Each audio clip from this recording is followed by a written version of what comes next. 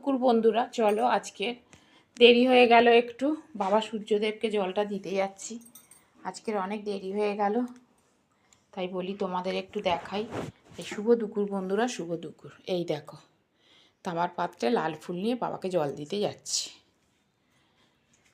চলো তোমাদেরও একটু সূর্যদেবটাকে দেখিয়ে দিই।